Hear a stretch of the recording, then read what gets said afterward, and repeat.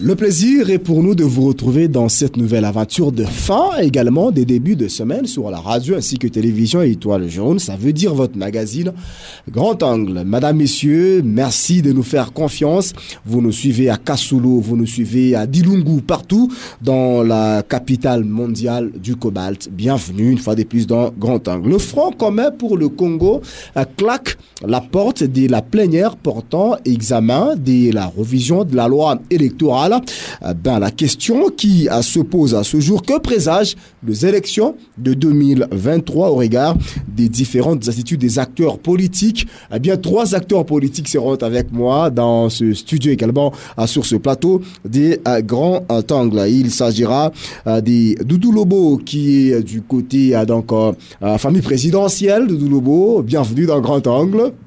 Je suis de la famille politique. Je suis le porte-parole. Oui, je suis le porte-parole de l'UDPS. De l'UDPS, tu sais que depuis un temps. Quand vous parlez de famille, il y a plusieurs familles. Hein. La famille du chef de l'État. La famille politique. Exact. Merci beaucoup. Vous êtes porte-parole. Merci. De l'UDPS Grand Katanga. Très longtemps quand même que vous êtes passé dans cette émission. Hein. Vraiment, il y a un moment que la chaîne n'a pas voulu nous envoyer des invitations, mais on est là. Merci. À vos côtés, je vois Maître Moulande, qui est également cet acteur politique habitué de cette émission. Maître Moulande, bienvenue. Merci. Et à vos côtés, je vois Charles Mouyaya. En tout cas, c'est vraiment l'habitué de cette émission. Bienvenue, Charles Mouyaya. Merci beaucoup, Angle Télévision, pour nous faire encore confiance. Et merci à la population de Colosie, de là-bas en général, et pourquoi pas congolais. Fraîchement venu de Kinshasa, merci de nous faire cet honneur. Je comprends pas, Doudou Lobo, Charles Mouyaya, trop Kinshasa, on se pose question, mais qu'est-ce qu'il y a à Kinshasa? Dites-nous d'abord avant de commencer. Qu'est-ce qu'il y a à Kinshasa? Tout le monde veut aller à Kinshasa. Qu'est-ce qu'il y a? Cette question, à moi vous posez qu'est-ce qu'il y a à Kinshasa? Oui, Doudou Lobo également. 3 jours à Colosie, 2 jours à Kinshasa. Vous ne posez pas de questions. Tout le monde, c'est Kinshasa. Écoutez, attention, M. Charles Mouyaya est d'abord businessman. Ouais. Je suis un entrepreneur. Je suis également opérateur politique. Merci. Et n'oublie pas que Kinshasa, c'est même... Les centres. Vous faites dire quoi? Passion même de la politique. Merci. Doudou Lobo, dites-nous, Kinshasa, qu'est-ce qu'il y a? Avant que je réponde à cette question, Kinshasa a dit, Kinshasa a fait. Qu'est-ce qu'il y a à Kinshasa là-bas? Bon, avant que je réponde à cette question, moi je voulais que vous puissiez d'abord remettre la présentation de Maître Moulande. J'aime quand il dit personnalité politique. Ça c'est très important. Mais je ne sais pas pourquoi il a eu peur de qui. Je ne sais pas. Personnalité politique. Je vois les gens qui débarquent. Il a des jargons. Les gens qui débarquent sur le plateau avec Kinshasa. Mais par contre, quand vous allez à Kinshasa, tout il faut venir chercher ici. Voilà. Alors on ne peut pas envier Kinshasa parce que si Colosie n'est pas là, Kinshasa ne peut pas. Ça c'est l'évangéliste politique. Donc voilà. Je suis une personnalité politique. Voilà. L'un des communicateurs de l'Union sacrée et qui soutient la vision du chef de l'État. Un applaudissement quand même. Merci beaucoup, merci. Voilà, moi j'aime quand vous vous présentez. Absolument. Oui, ça me fait du bien. On ne peut pas laisser quand même aux Quinois que ce sont les autorités morales, ce sont des personnalités. Mais on doit là-bas. Il faut connaître des gens comme vous. Voilà. Heureusement qu'on se connaît bien. Ça commence très bien. Madame, c'est l'ambiance des grands angles. Vous avez répondu à cette question? Oui, pour la question, oui. Vous savez que moi, je suis un expert comptable. Il y a beaucoup d'entreprises qui viennent nous contacter. Je ne fais pas ma publicité, mais il y a beaucoup d'entreprises qui... Étant opérateur politique, quand j'arrive, je suis aussi consulté pour ça. Merci beaucoup. Madame, c'est l'ambiance des grands angles de ce jour. Mais avant de commencer d'entrer dans les eaux profondes des grands angles de ce jour, d'abord les informations prises en express derrière ce carton. Les informations en express, madame, messieurs, vous êtes sans savoir que le calendrier je l'ai dit, le calendrier électoral, non pas le fait, le calendrier académique a été réaménagé par le ministre en charge de l'enseignement supérieur et universitaire. La fin de l'année académique, elle est prévue au mois de décembre. Et de retour, madame, messieurs, toujours dans les informations prises en express, il a été procédé à l'incinération des boissons alcooliques prohibées, notamment Kizomba, également les boissons comme on appelait Kabondo ont été incinérées. Nous sommes au quartier Jolicide. Par cette même occasion, il a été sensibilisé à tous les consommateurs, également le vendeur de ce produit à prohiber que d'ici là, il sera procédé à l'attaque de tous ceux qui se livrent à la consommation, également à la vente de ce produit. Et nous sommes de retour, madame, messieurs. Place à présent à la rétrospective de la semaine. Je vous propose ce carton et puis directement la rétrospective de la semaine.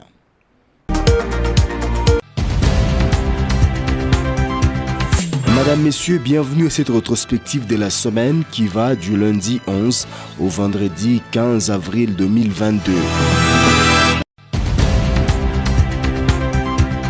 Lundi 11 avril 2022, à l'Assemblée provinciale, les élus provinciaux ont adopté le calendrier de la session de mars. Une session essentiellement focalisée sur les contrôles parlementaires. Le même 11 avril, l'humanité célébrait la journée des enfants de la rue. Dans la ville d'Écolosie, malgré les efforts fournis par le gouvernement provincial et ses partenaires, le phénomène enfant de la rue est loin de trouver une issue favorable dans la ville d'Écolosie. Les enfants de la rue, on en voit un peu presque partout. Dans certains coins, ceux derniers deviennent de véritables agents de l'insécurité. Patient Parker Kabamba, à l'occasion de cette journée, a fait un zoom sur un enfant de la rue qui nous a décrit ses conditions de vie précaires. Le même jour, procès des 100 jours. Dans son arrêt rendu, la Cour de cassation a cassé l'arrêt de la Cour d'appel condamnant Vital Kamerhe à 13 ans de travaux forcés et renvoie les dossiers pour être jugé au motif des violations de l'article 104 du Code pénal par la Cour d'appel. Mardi 11 avril 2022, les habitants de la cité Jekamine Moussonoï, dont le maison était inondée il y a 2 mois par les eaux d'acide provenant des entreprises minières KCC et Comus, ont poursuivi leur lobbying. Ces hommes et femmes qui passent nuit à la Belle Étoile à ce jour ont tenu un point de presse où ils ont fustigé la passivité et l'insensibilité des autorités provinciales dans leur souffrance. Le même jour, les organisations de la société civile des Fungurume et le conseil provincial de la jeunesse ont condamné le décès inopiné du conseiller en charge des sports et loisirs du CPJ retrouvé mort dans des conditions non favorables et invitent par cette occasion à l'ouverture d'une enquête et l'action de l'autorité communale pour que les causes de la mort soient élucidées. Mercredi 13 avril 2022, recrudescence des cas d'accidents dans la province du Lualaba. Le ministre provincial des Transports a été devant les élus provinciaux pour répondre à la question orale avec débat, lui adressée par l'honorable Patrick Thierry André Kakwata. Dans sa réplique, Jules Kabouita est revenu sur le bilan des 2 accidents ferroviaires survenus dans les territoires de Lubudi, dont la prise en charge totale a été assurée par le gouvernement provincial. Lancement ce même mercredi 13 avril 2022 de s'assise de la sensibilisation des parties prenantes à l'intégration de l'EMAP dans le périmètre ITIE et la collecte des données et rapports ITIE par le vice-gouverneur des provinces. Ces travaux patronnés par l'UTIE RDC vont durer 1 mois. Sur la salle polyvalente Campi Aboma qui a servi de cadre à ces assises des lancements. Le même jour, Momo Moulapou, communicateur du gouverneur Richard Mouyej-Monguez-Mons, a passé sa première nuit dans le locaux de l'Agence nationale des renseignements. Invité verbalement le lundi dernier, ce cadre du PPRD n'est jamais rentré chez lui à la maison. Son avocat dénonce une arrestation irrégulière. Jeudi 14 avril 2022, le tribunal des grandes instances d'Écolosie a procédé à l'incinération des boissons à forte dose en provenance de l'Angola. Une bonne quantité composée de 13 sacs contenant des petits sachets de boissons à forte dose appelés Kizomba et des bidons de 20 litres contenant de la boisson indigène communément appelée Kabondo. Par cette même occasion, une sensibilisation a été faite à l'endroit des vendeurs mais aussi consommateurs de ces produits prohibés. Le même jour, les ex-agents du service de la traçabilité ont pris d'assaut l'esplanade du bureau de l'Assemblée provinciale du Lualaba et le réclament 12 mois d'arriérés de salaire. Le même jour, délocalisation de villages à Chizouza et Pierre Mouteba. Les habitants sont montés au créneau et ils fustigent la modicité des sommes proposées par Comus en guise d'indemnisation, mais aussi la violation de la procédure. Ces Lualabés se sont rendus à l'Assemblée provinciale pour implorer l'implication de l'organe délibérant. Vendredi 15 avril 2022, insécurité au Lualaba. 42 présumés bandits sont tombés entre les mains de services de sécurité. Ceux hors la loi ont été présentés au vice-gouverneur des provinces. Le même jour, le ministre de l'Enseignement supérieur et universitaire, Mouindon Zangui, a signé la note circulaire numéro 002 relative aux directives portant réaménagement du calendrier académique 2021-2022. Un calendrier qui prévoit la collation des grades et clôture de l'année académique au 22 décembre prochain. Fin de cette rétrospective sur la radio et télévision Étoile Jaune. Madame, Messieurs, merci à vous de l'avoir suivi. On se fixe rendez-vous la semaine prochaine.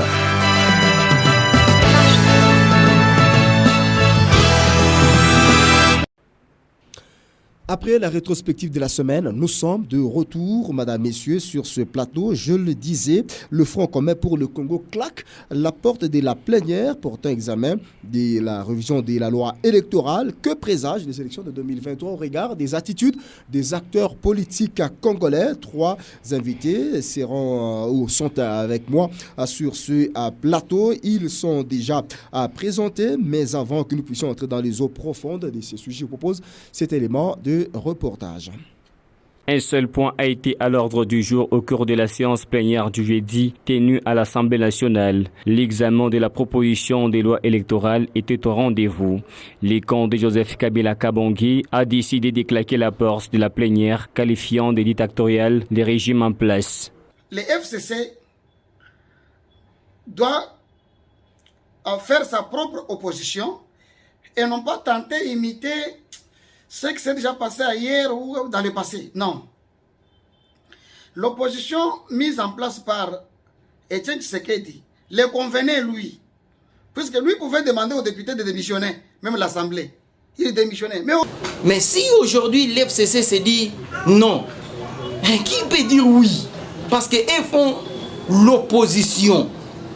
L'opposition qui faisait le père Félix.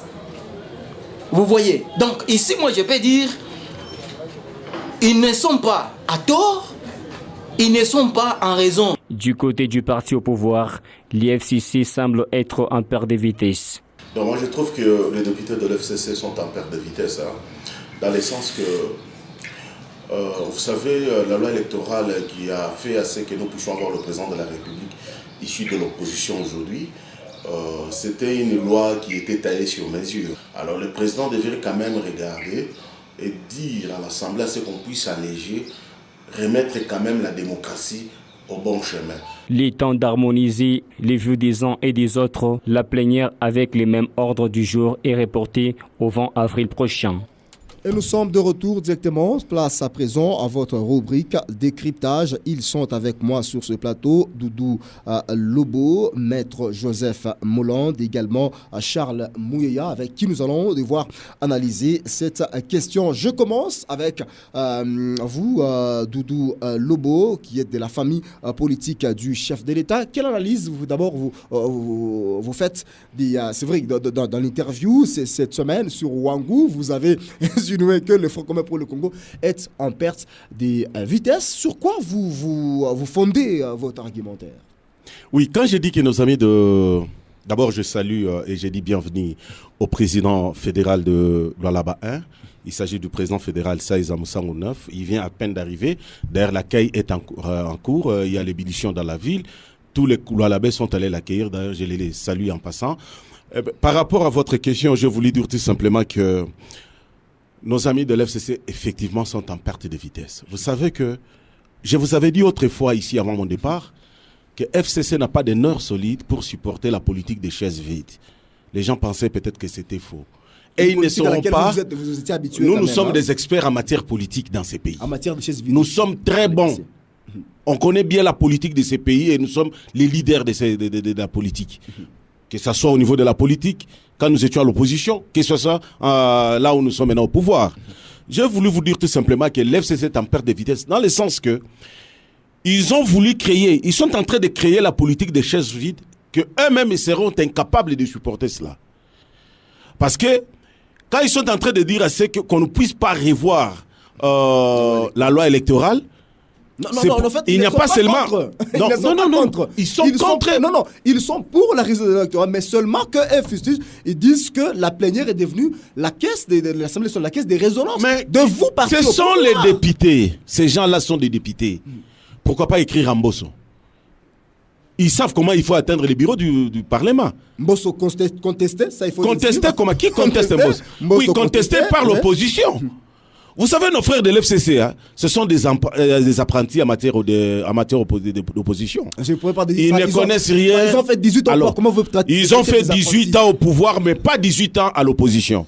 Demandez-nous les filles aînées de l'opposition, nous allons vous dire comment on fait l'opposition. Quand ils disent qu'ils sont contre la loi électorale, ils préfèrent quelle loi? Ils sont pour la loi électorale, mais seulement ils contestent l'Assemblée nationale. Kabila Kabange nous a laissé 3 cycles électoraux. Et c'est un peu d'analyser ensemble avec nous. Vous allez comprendre qu'ils n'ont pas raison. Et à chaque cycle, l'Assemblée faisait que réviser la Constitution. J'ai un avocat avec moi, je pense qu'il ne pourra pas me dire autrement. Dans la loi électorale de 2018, il y a eu beaucoup d'abus.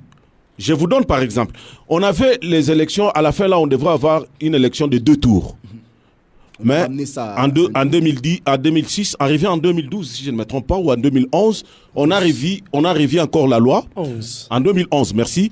On a révisé la loi pour que nous puissions revenir à un seul tour. Ce n'est pas le changement de la loi électorale. Regardez la caution qui a été prévue pour le président de la République, les députés provinciaux, les députés nationaux, voire même les sénateurs au niveau de 2006. En 2006, ça a été revu à la hausse. En 2018, n'en parlons même pas. Qu'est-ce qui peut nous empêcher? C'est que nous puissions proposer un montant, une caution fixe, au lieu qu'on puisse compliquer les Congolais. Quand vous demandez à un candidat présidentiel $100,000, et dès qu'il arrive au pouvoir, il va d'abord chercher à récupérer ce $100,000. Mais à ce niveau-là, quand on demande, on ne peut pas prétendre... Non, je suis en train de vous dire quelques points. Lorsqu'on est incapable de maximiser d'avoir $100,000, quand même. Écoutez, on a besoin d'un monsieur... Nous sommes dans un pays, je ne peux pas dire sous-développé, mais en deçà des sous-développement. Là où le revenu de quelqu'un est pratiquement à $0,1 le jour. Mais vous demandez à un individu $100,000. Oui, il va s'endetter auprès des tantes et des oncles. Et quand il sera au pouvoir, il sera obligé de travailler pour récupérer son argent. Il n'y a pas de problème quand vous dites ça. Ça, ce n'est pas les États-Unis d'Amérique. Ici, c'est la RDC. Il faut que ça, c'est un. Des deux. La constitution soit adaptée. Oui, allons un peu vite. Vous allez comprendre qu'il faut que la constitution soit adaptée. Vous demandez à un député national, c'était 100 000, hein? Non, $1,000. $100,000, c'est pour les chefs. Pour le président. Non, c'était $1,000, équivalent à 500 000, si je ne me trompe pas, à l'époque. Aujourd'hui, nous avons le fruit des députés provinciaux et nationaux, compte tenu de leur caution. Donc pour vous... Ils sont en train de récupérer, battre campagne, chercher d'abord l'argent de campagne, là où le parti politique ne donne pratiquement rien. Et puis, vous le demandez, je pense $500 ou $600 à l'époque, c'était beaucoup d'argent. Non, c'était pour les députés provinciaux, 500. Non, $250, je pense, pour les députés provinciaux. Oui, et $1,000 pour les nationaux. Et les sénateurs aussi 1000, si je ne me trompe pas, dans des histoires pareilles. Voilà, c'est compliqué même pour retenir, parce que c'était très complexe. C'était très complexe. En dehors de ça, regardez aussi dans cette loi-là, il y a les problèmes de seuil électoral. Il y a les gens qui étaient vraiment acceptés par la population. On connaît par exemple que M. Doudou Lobo est une personnalité. Maître Moulant, c'est une personnalité. Il y a mon frère Charles Mouyaya, une personnalité politique efficace de cette province. Mais parce que, prenons mon exemple typique. J'avais réuni au moins 9114 voix. Mais parce que mon parti n'était pas représenté, nous sommes là, au niveau de Moussumba, Kassaji, Kapanga, partout là, nous sommes là, mais il n'y avait pas de candidat faute de moyens. Parce que nous sommes de vieux de l'opposition, où on devrait trouver l'argent des pays pour tous ces candidats-là. Alors, vous allez comprendre que, bref, je vais dire, il y a l'essentiel. L'FCC avait taillé, la loi électorale, c'était sur mesure. Donc, pour vous, c'était les problèmes, c'était la politique des castes, comme on fait en Inde. Oui. Si vous n'avez pas d'argent, vous allez... Pour écarter d'abord les pauvres. Mais quand est-ce que nous allons contribuer, nous les pauvres, quand est-ce que nous allons contribuer à l'épanouissement de notre pays? Aujourd'hui, regardez les comportements des députés nationaux, regardez les comportements des députés provinciaux. Il y a eu vacances parlementaires. Je n'ai vu aucun député national ici à Kolwezi, circonscription électorale de Kolwezi, aucun député pour venir voir sa base. Merci. Aucun. Tout ça pourquoi? Ils sont en train de maximiser d'abord des recettes tout en récupérant. C'est une gouttelette d'eau dans la mer.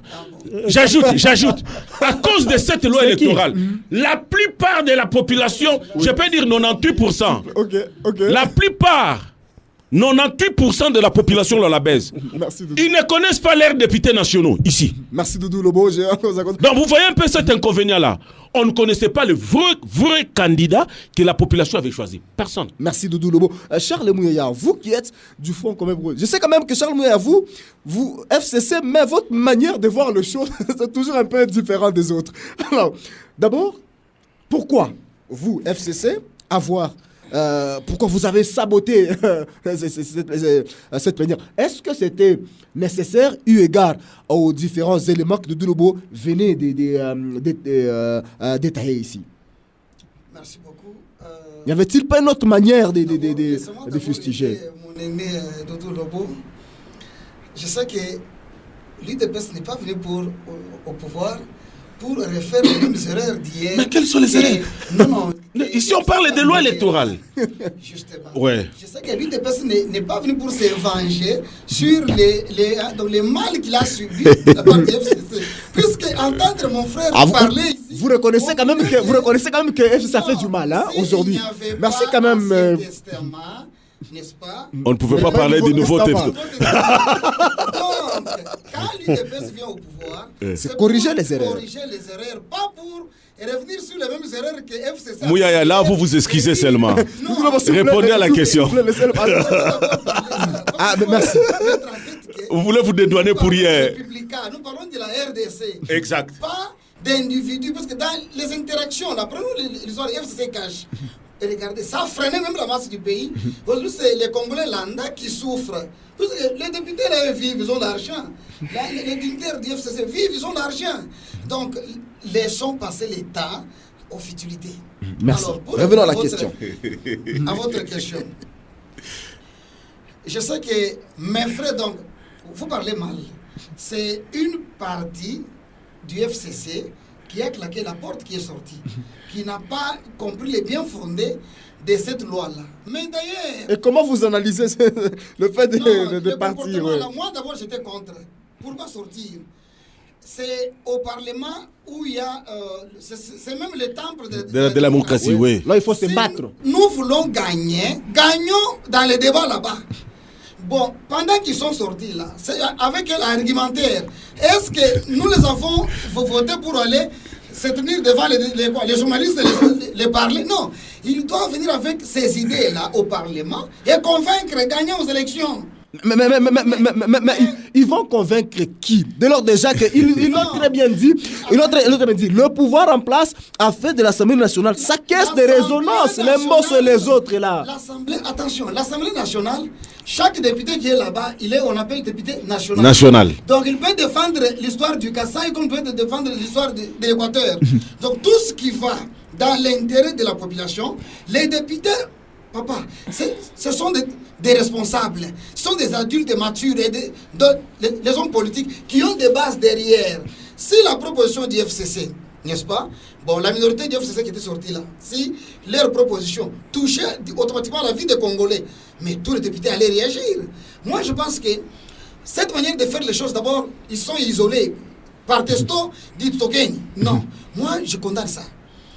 J'ai condamné la politique de l'UDPS hier. c'était la politique de la chaise vide qui n'a pas payé. Quand tu sais que... Non, non, votre politique... Nous, on savait ce qu'on faisait. Vous le regrettiez souvent après. Je me rappelle Fabien Mouton et les autres au Parlement. Sphinx Steller donne le mot d'ordre de quitter le Parlement. Nous avons dépensé notre argent. Oui. Mais voilà ce que moi j'analyse sur ce point-là. L'FCC, qui veut rester radical, doit venir avec une nouvelle donne politique d'opposition. Pas imiter ce qui s'est fait déjà hier ou ce qui s'était passé. Avec l'UDPS. Vous savez, les temps passent, les hommes changent, n'est-ce pas? Beaucoup de choses évoluent. Vous pensez que l'unique monsieur comme les Sphinx là de l'imiter, tu sais qu'il dit, lui pouvait dire quelque chose comme ça, même ceux qui sont dans la majorité, obéissez. Mais aujourd'hui, où est-ce que vous croyez que la minorité du FCC qui est restée radicale là peut donner quel mot d'ordre pour que qui suivent? Est-ce que vous comprenez ça? Moi, je pense qu'il doit faire la politique, c'est ce qu'on appelle faire la politique autrement. Qu'il regarde la réalité en face. Même si on parle de suivisme, tout ça, pathologique comme parlait Jack Njoli, soyons réalistes. N'est-ce pas? Soyons réalistes. La politique aujourd'hui a tellement évolué que les députés nationaux ont compris vraiment leur rôle. Mais je ne veux pas que l'UDPS en profite pour se venger sur ses amis. Merci. Non, vous êtes venus pour travailler pour le peuple. Pas monter un mécanisme contre les autres pour se venger. Tout ça. Ok, ça me fait du bien. Maître Moulin, n'avez-vous pas... J'ai rêvé comme dans ce que Charles Mouy est venu de dire. N'avez-vous pas l'impression comme si... donc, aujourd'hui, le FCC veut faire ce que l'UDPS faisait hier, qui est ce qu'on à l'opposition. Et aujourd'hui, UDPS veut faire ce que FCC faisait hier, qui est condamné. Vous n'avez pas cette impression? Attention, la comparaison n'est pas raison. Exact. Attention. J'ai aimé quand le co-débatteur a dit il faut faire la politique autrement. En politique, il ne faut jamais s'embrouiller. Et en politique, il faut savoir lire les signes des temps. Actuellement, la politique n'est pas celle ancienne là où on pensait qu'on peut se comporter de n'importe quelle manière. D'ailleurs, cette attitude-là, moi je suis perdu. Je suis perdu, d'autant plus que les gens qui criaient fort à cri pour dire que nous avons besoin des élections, parce que les élections nécessitent certains préalables. Il y a les préalables, notamment la loi électorale. Mon ami l'a dit ici, pour dire la loi électorale s'est illustrée par les imperfections. La loi électorale aujourd'hui ne résiste plus à la critique. On ne peut pas concevoir que moi je sois le titulaire, ma femme c'est ma suppléante, mon fils est né, c'est celui-là. Et finalement, nous venons 1 million de membres dans un parti politique qui sont venus pour travailler seulement au compte d'une famille biologique. Celui-ci ministre, demain celui-ci reste député, l'autre reste mandataire. Finalement, ça c'est quel genre de politique? On n'accepte pas. La question de l'argent. Écoutez, ça doit évoluer. Même vous qui dites là, nous allons vous voir en 2023, ça sera votre femme, votre évoluer. Écoutez une chose. Et vous demandez à un candidat qui a des ambitions pour être président de la République, qu'on vous donne $100,000. C'est comme qui dirait que les postes politiques sont devenus les marchandises qu'il faut acheter. Non, parce que écoutez, nous les politiques, dans le pouvoir ancestral, celui qui devait, il y a des on payait symboliquement. Soit il faut tuer un lion, c'est ça le lion qu'il faut. Il y avait des gestes symboliques qu'il fallait donner. Nous ne sommes pas contre l'argent ou la caution, mais il ne faut pas vendre des postes, parce que nous qui venons avec les ambitions en tant que député, en tant que président de la République ou qui que ce soit, nous venons pour être au service de la population. Nous abandonnons le reste des compétences ailleurs. On s'est dit, je viens me mettre au service de la population, mais on veut me vendre les postes. Dès que je paye les postes là, quand j'y arrive, je vais me comporter comme que personne qui a 100 000 candidats c'est pas ça. La présidence de la République. On donne la possibilité à tout celui qui remplit les critériums. Il y a un critérium. Voilà. On ne va pas éviter n'importe quoi. Mais évitons la sensibilité liée à l'argent, parce que c'est lui qui accède à un poste parce qu'il a versé de son argent. Écoutez, quand un pays pauvre produit les citoyens pauvres, son argent, il faut chercher son argent. Voilà. On cherche comment récompenser ses chaussures, ses costumes, ses villas, tout ça.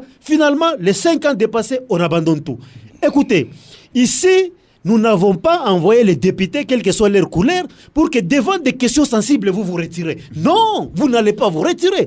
Les temples de la démocratie, non, les temples de la démocratie, il fallait rester autour d'une table. Et se on battre. te met au milieu comme ça, vous vous battez. Que les meilleurs gagnent. Mais que les meilleurs gagnent. Et nous ne nous battons pas comme des sauvages. Non. Nous nous battons à travers les arguments. Voilà. Vous avez Mouref, comme on dit, un très bon français là, les arguments sur table, vous expliquez, vous dites les pourquoi ou les contre de la révisitation de cette loi électorale. Mais du moment où vous décidez de chasser la chaise, vous voulez vous retirer, finalement vous allez payer le prix. Et quand les autres vont adopter des résolutions, vous allez les critiquer.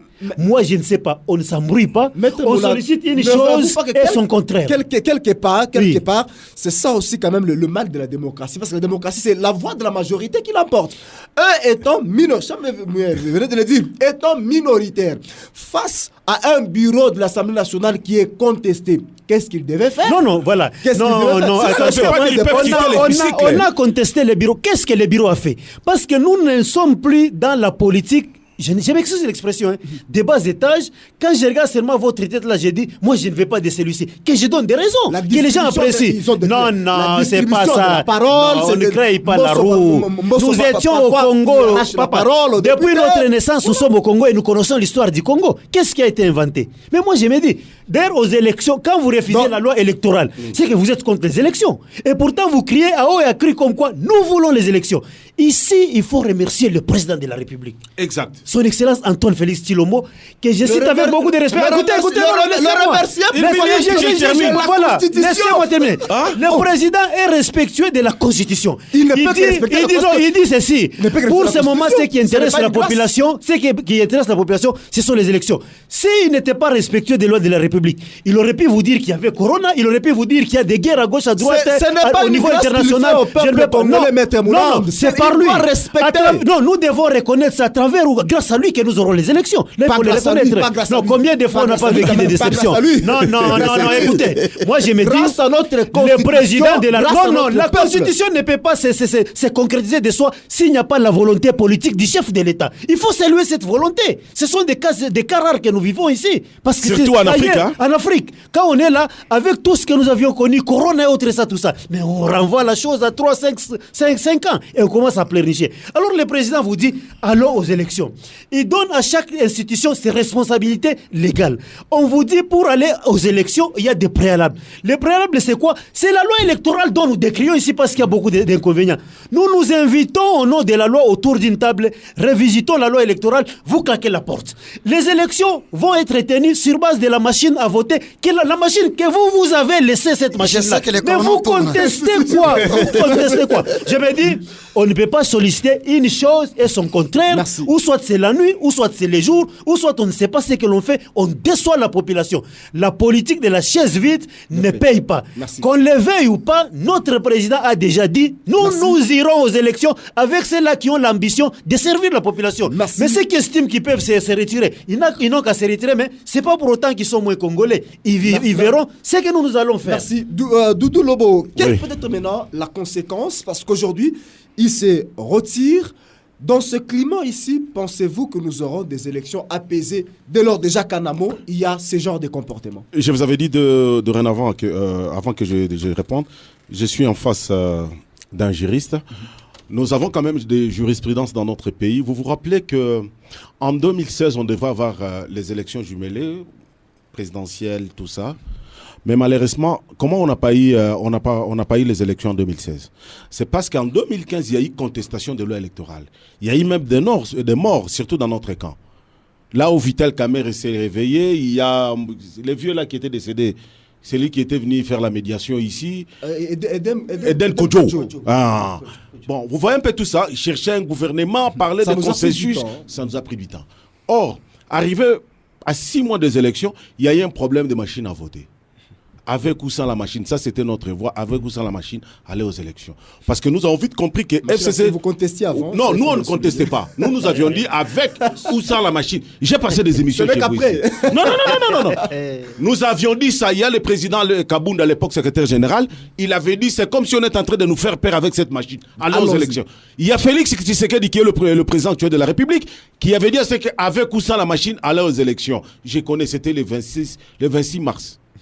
Alors nous avons vite compris que cette histoire-là de la machine à voter, ce n'était pas souligné dans la loi électorale. Parce qu'ici, on nous avait dit que... Voilà, juste une astuce. Mais ça créait des morts. Ouais. Nous ne voulons plus encore vivre de tels événements. Ouais. Il faut qu'il y ait une loi. Si on dit par exemple que les élections seront électroniques, eh ben, on va voir, il s'agit de quelle électronique on veut nous proposer. C'est quelle machine? Des téléphones, des tablettes ou des ordinateurs? Je sais, aux États-Unis d'Amérique, même vous êtes à Colosie, vous pouvez élire votre président de la République aux États-Unis. Et c'est comme ça qu'on nous amène. Il y a quelque chose que peut-être vous n'avez pas tiré attention quand la personnalité politique du Lualaba parlait. Il s'agit du maître Mouland. Il vous a dit que papa député, maman suppléante, papa aussi candidat au Sénat, fils aîné, député provincial, papa... Tu vois tout ça, ça crée un peu du toyou-boyou et la population ne se retrouve pas. Vous avez 1000 combattants dans votre parti politique, sur votre liste électorale, plein de votre membre de famille, quelque part, ce n'est pas bon. Logique, les gens que vous envoyez dans alors, la rue... Alors, un peu plus loin, nous avons vécu aussi certaines humiliations dans ces pays. Tel est le cas des élections des sénateurs et des gouverneurs. Cette histoire-là. Cette histoire-là, quand même, ça doit être réglé par la loi électorale. Moi, je trouve mieux que les gouverneurs soient élus directement par la population. Oui. Que les sénateurs aussi se battent. Que les sénateurs aussi se battent, qu'ils revoient aussi la population. Très maintenant, quand vous nous laissez comme ça, sans loi électorale, qu'est-ce qui va accompagner? La conséquence en est que ce sont toujours le peuple qui souffre. C'est ça la plus grande conséquence. Parce que quand ils se battent là-bas, et ça ne nous fait pas plaisir. Merci. Mais pour voter juste cette loi-là, il faut que l'autorité morale telle puisse financer tel député ou tel autre député avec 15, 20, 50 000. Merci. Et donc, l'UDPS confirme que l'argent marche. Je suis un Congolais. Je suis un Congolais. C'est un pays du tiers-monde. Je connais comment les Africains fonctionnent. Okay.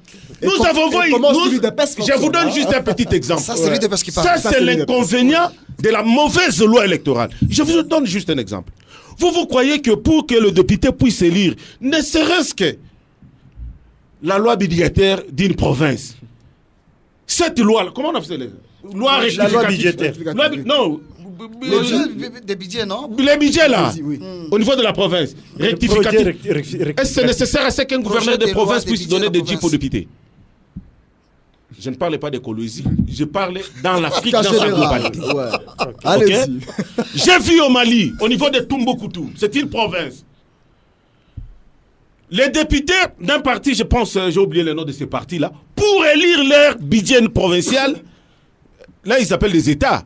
Pour élire les budgets de leur État, ils sont en train d'exiger à ce qu'on puisse les payer des maisons, des types. Ça, c'est grave. Mais quel jour que vous allez raisonner les développements de votre population? Sois seulement sincère avec le peuple. Ce n'est pas seulement au Mali.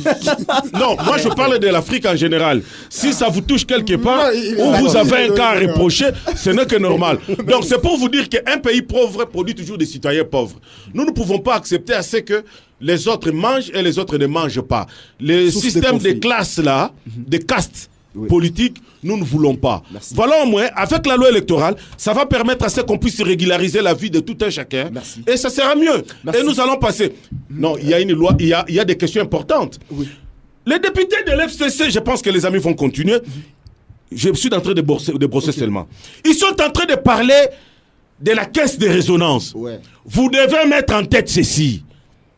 Ni têter l'effort et la force politique de l'IDPS étant la machine politique, avec Mabounda Janine et Tamboué Mwamba au niveau du Sénat, Félix devrait tomber. Mettez-vous en tête, les deux chambres, ce sont les caisses de résonance politique. Il n'y a pas d'administration là-bas. Là, c'est la guerre politique. Il n'y a pas des M23 là-bas. Ou des ADF. Là, c'est la tête ici qui fonctionne en politique. Quel argument que je peux avancer pour attaquer par exemple l'autorité morale, telle Yavoulan, comment je peux l'attaquer? Donc, le Parlement là, c'est une caisse de résonance politique. Que les députés de l'FCC doivent comprendre cela. Vous le confirmez? Vous confirmez? Oui, je confirme, il doit mettre... Caisse de résonance vous avez vu, je vous ai donné un exemple ici. Vous avez vu, c'était à quelle période comme ça? On a loupé à un coup d'État constitutionnel, organisé par les 2 chambres. Vous vous rappelez de ça?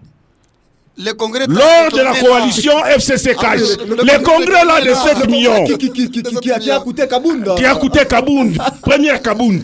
Le premier Kabound. Je sais que les Quand vous voyez ça, c'était là. la caisse de résonance de l'FCC parce que c'est FCC qui chapeautait à l'époque. Papa, ne mâchez même pas des langues. Sachez que c'est la caisse de résonance. Du parti au pouvoir. Merci. Non, pas du parti au pouvoir. Politique du pays. Merci beaucoup. Merci. Donc si l'FCC s'embrouille, c'est bien. Merci. Merci. Charles Mouyaya, à l'allure où vont les choses, est-ce que vous ne craignez pas que nous puissions vivre une élection comme par le passé, avec des bains de sang, des revendications ici et là? Merci beaucoup. Nous sommes déjà en train de chuter avec l'émission. Merci beaucoup. On n'a pas compris. Non, on vous accorde la parole. Je commence par ramasser un peu la personnalité politique ici. Juste 1 minute. Les élections, ce n'est pas un cadeau que les chefs de l'État donnent aux Congolais. C'est un droit constitutionnel par la volonté du chef de l'État. Absolument. S'il vous plaît, c'est la volonté politique. Il n'y aura pas d'élection. Sans volonté, s'il vous plaît, vous avez laissé le temps de parler. Laissez-le. Je m'incline, monsieur le journaliste. Je me retire la parole. Merci. Merci beaucoup.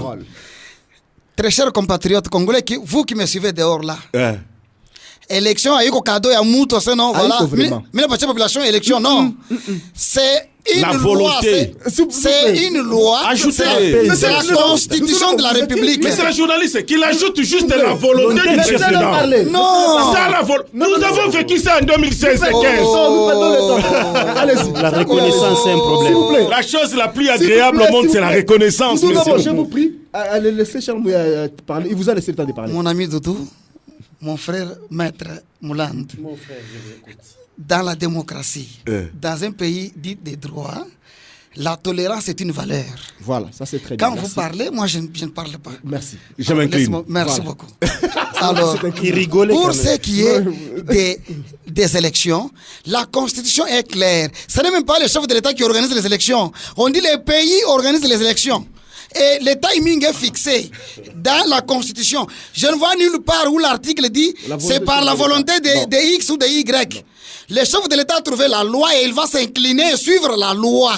La loi mère, c'est la Constitution de la République. Les élections auront bel et bien lieu dans ce pays, pas par volonté d'un individu, mais puisque c'est la Constitution qui l'exige.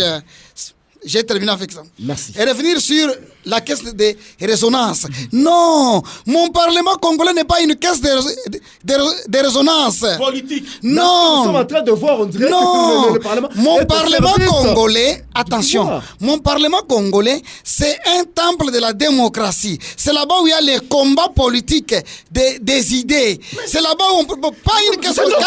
Quand on dit une caisse de résonance, c'est autre chose. Mais allons-y, définissez la caisse de résonance. Attendez, quand on parle de résonance. Raisonnement. Non, attention. Raisonner. Les raisonnements et la résonance, deux choses. Mais donnez-nous la définition, monsieur. Quand je parle de résonance, c'est pour détruire, c'est pour fomenter les choses, pour allumer. Non, vous êtes hors sujet. Non, c'est ça. Non, c'est quand on dit que c'est une caisse. Quand on dit que c'est une caisse de résonance, généralement, c'est quelque chose qu'on fomente pour faire du mal, pour contourner. Mais quand on dit que c'est un temple de la démocratie, où tout le monde donne ses idées, on débat, et celui qui gagne la confiance. Donc quand l'idée, c'est quoi, domine, tout le monde vote et ça passe. J'ai vu autrefois Joseph Kabila, président de la République, Vital Kamerhe, président de l'Assemblée nationale.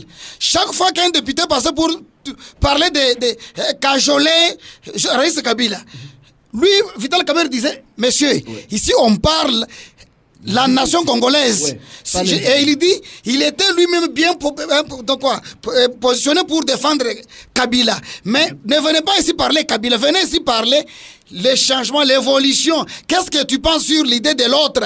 Pas venir ici parler individu. Pour dire, là-bas, nous oublions l'opposition et la majorité, puisque nous parlons nation. Voilà pourquoi quand un député a mal parlé dernièrement ici, c'est tous les députés de l'Est, de l'Équateur ont condamné. Pour dire quoi? Ils ne veulent pas vendre mauvaise image. Merci. Et pour revenir maintenant à votre préoccupation. Très rapidement. Très rapidement, ok. Vous ne craignez pas le pire après les élections? Je sais que ce pays a beaucoup de chance, puisque les Congolais ont compris les jeux. Exact. Les Congolais ont évolué. Nous sommes déjà matures aujourd'hui. On ne viendra pas nous mentir ou mentir le peuple congolais. Même ma mère de Kassoulou peut te dire là où Félix a passé nous hier. Donc la politique, maintenant, tout le monde est connecté. Il n'y aura pas les mensonges. Alors, je sais qu'il n'y aura pas de pire parce que le peuple, quand nous irons aux élections là, pour ou contre, le peuple va voter les têtes qui vont l'aider, puisque après échec de 2-3 mandats, le peuple n'est pas dupe. Et il ne va pas céder tout ça. Ils vont bouffer ils vont porter les polos, il faut manger les Thompson, il faut manger. C'est l'argent qu'ils ont volé. Merci. Mais au moins, ils vont voter des personnalités comme mes amis qui sont ici. Merci. Il y a plus de peur que de mal. Allons aux élections. Il n'y aura rien. La grande que de mal. Il y a plus de peur que de mal. Vous oubliez 2006. Non, c'est déjà dépassé ça. Non. Ça, le peuple congolais n'est plus à cette dimension-là où on peut se tirer dans des chemises. Non, c'est le débat des idées et d'intelligence, la conjugaison de tout ça. Allons aux élections. Parce que si nous allons aux élections, il y a des choses que nous devons corriger. Parce que nous y allons en toute liberté de conscience. S'il n'y a pas d'élection, nous n'aurons pas de discours à passer devant cette population. On va nous dire que nous avions violé la loi. Mais mon cher ami, ou soit mon frère, M. Mouyaya, je vous dis, je vous rassure et je jure ici pour vous dire, sans la volonté du chef de l'État, il n'y aura pas d'élection. Impossible. Je n'ai rien à... Kabila n'a pas postulé troisième mandat. Écoutez, Kabila n'a pas fait troisième mandat puisque le peuple a refusé. Les lois sont là, mais il y a 5 pilotes de loi. La loi. Non, écoutez, il faut être reconnaissant. La reconnaissance en politique, c'est vraiment une grande donne parce que nous cette reconnaissance. Maître vous êtes juriste. Je suis juriste. Pourquoi vous voulez qu'on ait volonté là? Moi, ce n'est pas besoin de volonté. Non, il y a ceci. Quelle volonté? Il y a c'est la loi. Beaucoup de circonstances qui nous ont visitées qui pouvaient même être à la base des reports des élections. Je n'ai pas à vous dire ici. Il n'y a pas eu catastrophe naturelle que nous avions passé, même au niveau international, mais qui ont impacté notre pays. Mais malgré cela, le président est déterminé pour dire je vais donner à mon peuple les élections conformément aux lois de la République. Mais vous voulez ignorer cette volonté. Avec Covid, les Togo ont fait les élections. Pendant la Covid même. Je reviens sur l'Assemblée. Parce que nous irons aux élections. Ça, c'est un défi au peuple. Ne donnons pas de voix à qui parce que celui-ci il est de chez nous. Celui-ci il a la tête qui me plaît. Donnons des voix à des têtes pensantes. Les gens capables de vous défendre dans cet hémicycle-là, ne voyons pas des petites couleurs, ça nous divise. Aujourd'hui, les gens à qui nous avions fait confiance, il y a ceux qui se retirent. Est-ce que devant un débat, nous tous trois, vous voyez quelqu'un se retirer, quelle que soit la couleur du débat, si nous sommes à l'Assemblée nationale ou provinciale, nous tiendrons. Nous allons nous battre avec les idées et nous sortirons avec l'idée de la majorité. Je voudrais dire quoi? Ici, la politique, la chaise vide ne paye pas. Ici, ne vendons pas des illusions. Le peuple congolais a besoin des élections. La loi électorale brille par les imperfections. Nous devons les corriger. On n'ira pas à l'église pour corriger. On n'ira pas à l'église pour corriger la loi électorale. Nous ne serons pas sur la rue. On doit corriger la loi électorale à l'Assemblée. Si vous estimez que les propositions des autres ne rencontrent pas votre assentiment, restez autour d'une table, démontrez votre raison. Mais quand vous vous retirez devant les journalistes, est-ce que les journalistes ont besoin de tout ce que vous dites? Tout ça, c'est Katumbi qui a conduit mal ces députés-là. Voilà, vous citez même il est partout. Chaque fois qu'il vient se plaindre, au lieu de parler au Parlement, il va se mettre devant les journalistes. Il ne faut pas induire le peuple congolais en erreur. Le peuple a besoin des élections. Ne fuyons pas les débats d'intelligence, les débats républicains pour sortir devant les micros et vendre les illusions. On n'en a pas besoin. Comme Katumbi le fait souvent. Alors nous battre là-bas. Non, moi je ne cite pas des personnalités politiques. C'est une personnalité politique. Bon, j'ai voulu tout simplement conclure ainsi. Excusez, nous allons maintenant conclure. Exact. Conclusion. J'aimerais que nous puissions quand même évoquer quelques points quand même qui fâchent dans cette loi électorale. C'est par là que nous allons chuter. Je vais accorder 1 minute à chacun pour voir. Chacun va faire quelques positions. Il est impérieux à ce qu'on puisse procéder au changement de la loi électorale de 2018. Parce que la loi électorale de 2018 renferme en elle-même beaucoup de faiblesses. Quelles sont les faiblesses? Je pense que nous avions déjà cité ça, les problèmes d'essai électoral, conscient, les problèmes de représentativité, les problèmes de suppléance familiale. Il y a beaucoup de faiblesses. De Sénat, il y a beaucoup de problèmes. Nous avons voulu assez que le Sénat... Vente de poste, ils ont voulu assez que le Sénat soit aussi élu directement par la population. Il y a un terme spécifique. Oui, même le gouverneur. Nous voulons assez que ça soit là pour que nous puissions avoir des vrais leaders, les vrais gestionnaires d'identité ou institutions bien reconnus. Nous avons voulu assez que nos amis de l'opposition soient là, qu'on s'échange des idées. S'ils sont forts, moi j'ai vu en France, la minorité, le parti politique de la femme, là, Le Pen. C'est minoritaire par rapport au Macron. Mais à cause des idées, aujourd'hui, ils sont en finale. Envoyons des idées. Venez avec les idées sur la table. Si ça ne tient pas... ne viennent pas pour s'évanger. Bon, je comprends que c'est à un certain moment, vous êtes en train de vous dédouaner parce que vous vous reprochez de quelque chose. Merci. À un moment, vous souffrez aussi des complexes d'infériorité. Allez, vous allez réagir à la fin. Écoutez, la loi électorale que nous avons sous format actuel ne résiste plus à des critiques. On l'a décrié partout. La possibilité nous est donnée à travers notre représentation nationale pour essayer de corriger les erreurs. Ce n'est qu'en agissant de la sorte que nous pouvons avoir des élections apaisées, démocratiques, libres et transparentes. Parce qu'en cette loi, si vous examinez, en dehors de tout ce qui a été évoqué comme inconvénient ici, la loi crée une certaine discrimination en faveur de ceux-là qui posséderaient des moyens. La loi crée une discrimination en faveur de ceux-là qui seront en position de force au sein de leur famille politique et qui doivent se choisir biologiquement. Toutes des choses comme ça ne nous arrange pas. Demandez, vous êtes un journaliste d'investigation, baladez votre micro et demandez à la population, il faut vous dire qu'ils sont frustrés dans leur parti politique parce que la loi électorale a ouvert une brèche qui a été mal profitée. Je ne condamne pas aujourd'hui ceux-là qui ont bénéficié de cette faiblesse de la loi, mais le temps est venu où nous devons arrêter. Il n'est pas tard pour corriger. Mes chers amis, si vous avez de bonnes idées, vous avez la compétence politique, restez à l'hémicycle, battez-vous avec les autres, ne prenez pas vos idées disparates pour aller les vendre au micro là, on n'en a pas besoin. Merci maître. On finit avec vous, Charles Mouyaya, du Front commun pour le Congo. Donc, Charles Mouyaya, c'est vrai, vous allez réagir aux propos, mais quand même, quelles peuvent être les priorités dans la révision de cette loi électorale? Merci beaucoup. Juste quelques secondes.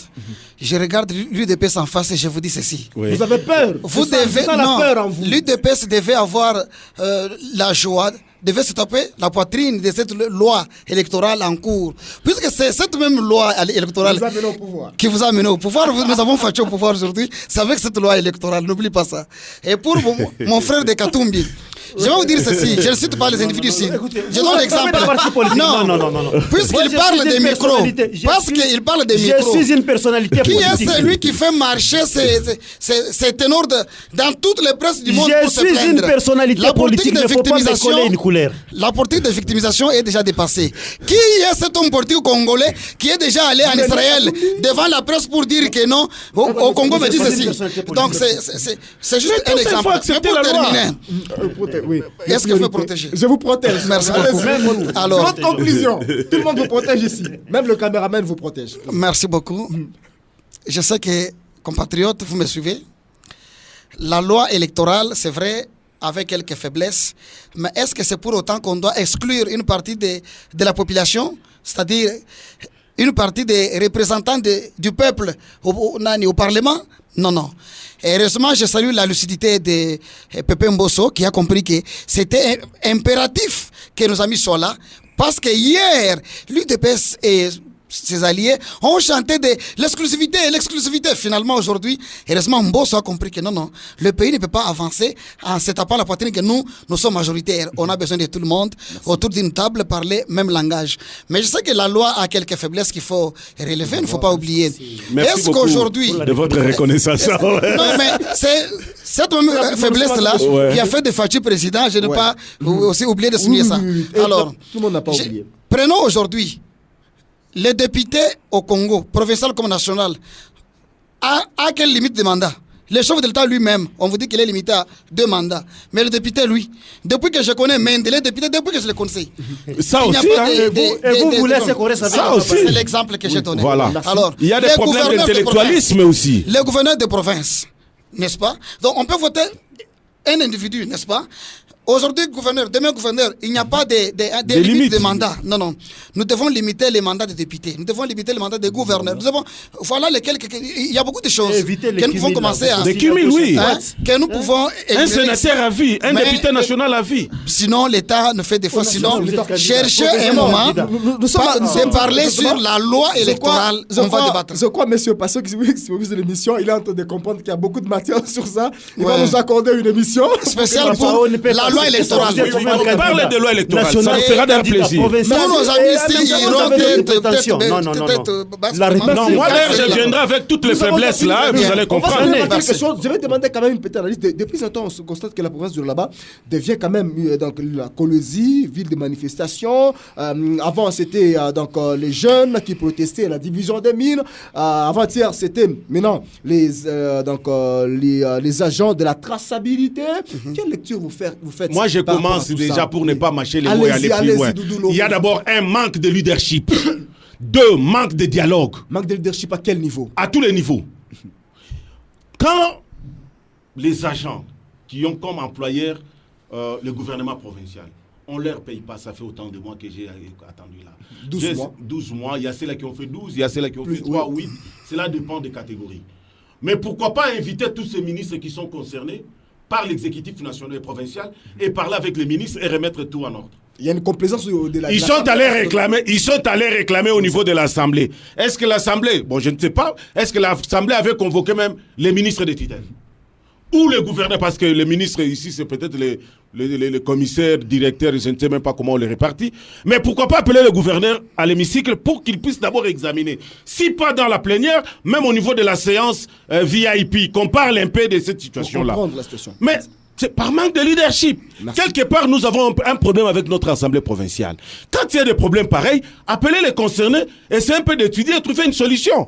Vous vous rendez compte, quelqu'un qui fait 12 mois, quelqu'un qui travaille pour l'État congolais, 12 mois d'impayement, c'est pour qu'il vole ou pour qu'il fasse quoi encore? Comment il va vivre? Et puis une fois qu'il vole, c'est directement... Une fois qu'il vole directement à Makala. Ah, quoi. Merci Doudoulo. Sur le plan juridique, c'est vrai, il y en a qui ont... Est-ce qu'on peut chasser les gens comme ça sur le plan juridique? Qu'est-ce qu'il faut faire? Non. Il y a des dossiers qu'on ne sait pas directement aborder, faute d'éléments. On ne gère pas les dossiers, on ne connaît pas les tenants et les aboutissants. Mais politiquement, ce que je voudrais dire, c'est quoi? La loi aussi du droit, effectivement, reconnaît les droits des manifestations, et tout ça. Les gens peuvent s'adresser à une autorité bien établie pour essayer de présenter leurs revendications. Mais quitte à l'autorité compétente de pouvoir recadrer cet état des choses et essayer de donner solution. Ça, c'est une chose. Deuxièmement, il y a des gens qui vont dans des manifestations sans conviction parce qu'il y a l'intox. Et les esprits faibles, généralement, sont intoxiqués. Il y a aussi ça devient trop bizarre. Mais ce que je voudrais donner ici comme conseil politique, ça ne sert à rien de s'embrouiller. C'est notre province, c'est notre pays. S'il y a des questions qui fâchent, d'ailleurs, ça ne manquera jamais parce que même au ciel, le ventre est creux, le ventre affamé, maître. Même au ciel, il y avait des questions qui avaient fâché. Lucifer a été assez bien. Alors, s'il y a des questions qui fâchent, moi, je trouve que autour d'une table, il y a de la sagesse. Nous pouvons parler, échanger ça, que d'aller dans la rue. Est-ce que ces gens-là n'avaient même pas de syndicaux? Voilà, tout ça, problème d'organisation, je ne condamne pas. Mais je me dis, il y a une bonne manière de s'y prendre pour faire entendre votre voix. Merci Charles Mouillon, on va terminer avec vous. C'est vrai que sur la question la division de mines, on a été avec vous. Quelle analyse vous faites un peu? Comment on peut mettre fin à ces genres de manifestations qui bloquent quand même aussi l'avancement de la province? Merci beaucoup. Vous savez, je suis choqué d'entendre ça. On a posé la question s'ils avaient les corps syndicaux, tout ça. Si vous qui me suivez de traçabilité, si vous n'avez pas quelqu'un comme syndicat qui joue ce rôle-là, mais voici, je suis là, je vais vous aider. Et vous n'êtes pas le seul. Voilà. Ça, c'est la campagne. Et je le répète, aucun service ne peut être créé dans la province sans que l'Assemblée ne soit au courant. Sans que l'autorité provinciale n'en signe l'arrêté. Donc, ce sont les agents de la province, que ce soit le ministère qui les a engagés, que ce soit une direction, une division qui les a engagés, mais puisqu'ils travaillent pour la province, est-ce que vous savez que toutes les taxes qu'on crée dans une province sont d'abord discutées au Parlement pour voir les tenants aboutissants, est-ce que ça va donner quoi pour maîtriser? C'est d'abord le Parlement, c'est là-bas. Alors, si on a créé un nouveau service appelé traçabilité aux lois là-bas, et que la province a engagé par n'importe quelle voie, ça peut être que non, l'autorité provinciale a engagé une partie, il a demandé division des mines, ajoutez-moi, ou c'est MAP, ou ministère provincial des mines, tout ça. Ça, c'est la politique de l'autorité provinciale, parce que lui ne peut pas être partout. Mais s'il peut dire, bon voilà, trouvez-moi les bons éléments qui peuvent m'aider dans ce service-là. Et qu'aujourd'hui, une partie de ce service se sent lésée, n'est-ce pas? Non, je vais traiter ça comment? De l'irresponsabilité. C'est la fuite de responsabilité. Et moi, j'ai dit ceci. Si vous avez été prise par la division des mines ou par la voie de CMAP ou ministère, vous êtes allé là-bas, il n'y a pas de suite. Vous avez vu l'autorité provinciale, il n'y a pas de suite. J'ai appris que vous étiez au Parlement et qu'il n'y a pas de suite. Voyez-moi dès ce lundi. Je suis prêt et je vais vous aider. Mais il y a aussi les problèmes pour ces cas-là, il y a les problèmes de régularisation. Hein. Vous savez que dans ces cas, parce qu'avant qu'on puisse mettre un service sur pied, qu'on puisse signer même l'arrêté, l'Assemblée doit demander qui va gérer tel service. Et ça sera pour... On doit d'abord régulariser, bon, il n'y a pas réguler, oui. Nous n'avons pas d'éléments sur... On n'a pas... Non, moi j'ai des éléments parce que j'ai parcouru quand même des listes de différents arrêtés. J'ai vite compris que l'autorité avait signé. Mais si vous nous donnez encore du temps, nous viendrons avec tous les éléments pour expliquer à la population. Quelque part, l'Assemblée doit jouer quand même son rôle. J'ai dit. Merci Doudou Lobo. C'était pour nous un plaisir de vous avoir dans ce studio, sur ce plateau. Merci Doudou. Merci Joseph Moulin. C'est moi qui vous remercie. Merci également Charles Mouyaya d'avoir répondu à nos questions. Au nom de l'IDPS, je vous remercie. Au nom de l'Union Sacrée. Même quand je dois dire merci, c'est l'IDPS qui répond à ma place. Moi, c'est au nom de l'Union Sacrée. C'est la fin de cette émission, c'est l'ambiance. Tu es vraiment opposant de l'IDPS. C'est un grand angle, madame, messieurs. Nous avons parlé des députés FC qui ont claqué la porte de la plénière portant révision de la loi électorale. Nous avons abordé plusieurs aspects avec nos invités. Le rendez-vous est donc pris pour la semaine prochaine. Merci à Passion Parker Kabamba. Merci à la direction d'exploitation. Je vois M.